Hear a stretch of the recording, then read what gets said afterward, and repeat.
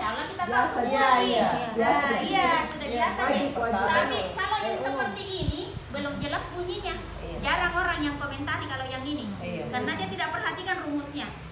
Nah, kalau dia dua sukun bertemu begini, kalau kita praktekkan belum tentu juga kita tahu. Iya. Bila ditebalkan ini atau ditipiskan kalau kita wakof. Toh? Kalau ini tidak semua juga orang tahu rumusnya. Ini baru tahu saya. Ah, makanya kalau ada hamzah wasol sebelum ro sukun Tidak, itu Ustaz Tahari. harus ditebalkan ro-nya. Iya. Iya. Lihat mungkin ada juga gitu di juz 30. Irji'i ila Iya. rabbiki radiyatan mardiyah. Iya. Seperti ya tadi mir soda. Mir soda, tidak bisa dibilang mir soda. Tidak. Harus ditebalkan rohnya karena dia berhadapan dengan huruf istilah.